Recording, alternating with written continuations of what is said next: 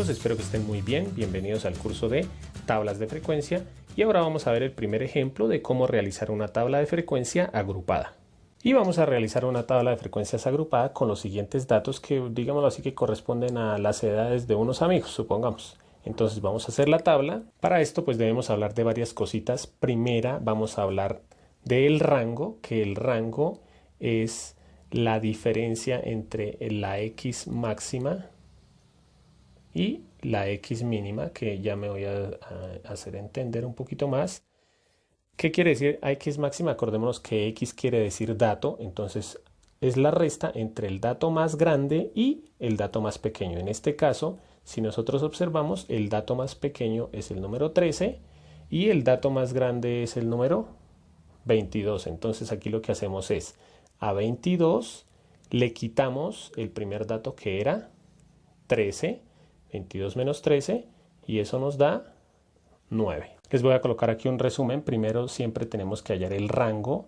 Segundo, tenemos que hallar el número de intervalos. Y tercero, tenemos que hallar la amplitud que se da con la letra A o con la letra I. En algunos libros yo la voy a coger como A, pues por reconocer que es amplitud.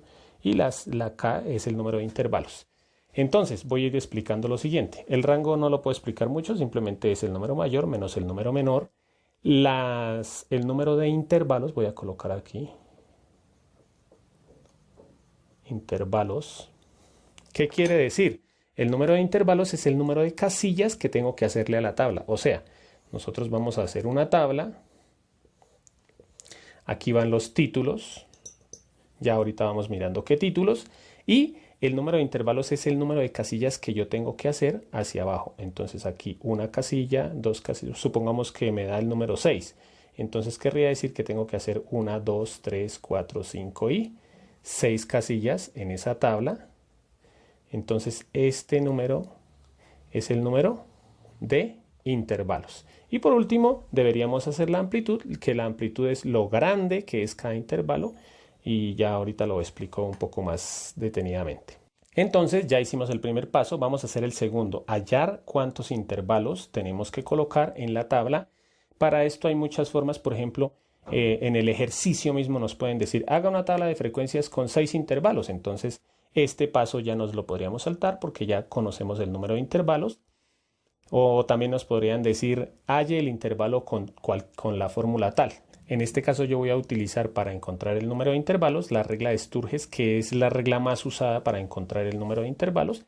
La verdad, si yo quisiera decir voy a hacer 5 intervalos, se puede, o yo voy a hacer 7 intervalos, eso se puede, pero ya hay una regla que es esta, que es, como les digo, es la más usada para encontrar cuántos intervalos debo hacer para que me quede la tabla un poco mejor.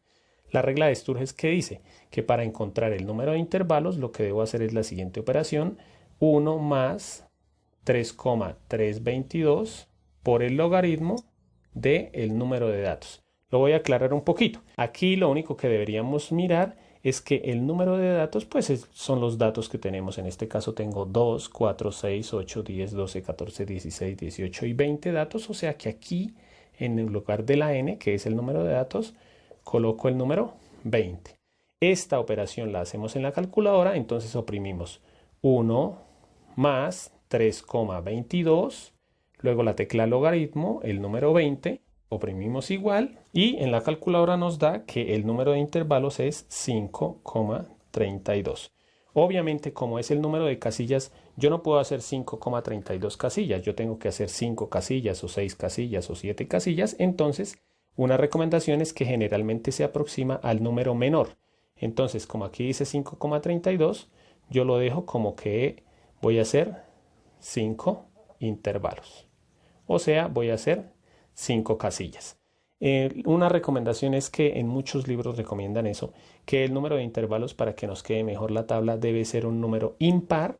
Entonces aquí ya me quedó número impar. En el caso de que con la regla de Sturges me hubiera dado, por ejemplo, 6,32, como la recomendación es ir hacia el número menor, o sea, sería al número 6, pero la recomendación es que no sea número par, sino número impar. Entonces ya no me iría hacia abajo, sino hacia arriba. Entonces me iría hacia arriba y ahí tocaría hacer 7 intervalos. Ya encontramos el segundo paso, o sea, ya sabemos que tenemos que hacer 5 intervalos y por último tenemos que encontrar la amplitud. La amplitud, ¿cómo se encuentra? Simplemente debemos hacer una división entre estos dos números que ya nos dieron, o sea, 9 dividido en 5. Voy a colocarlo aquí como una formulita. La amplitud es igual al rango dividido en el número de intervalos. Entonces, en este caso sería el rango, que fue 9, dividido en el número de intervalos, que es 5, y nos da 1,8. Esta es la amplitud. Ya voy a explicarles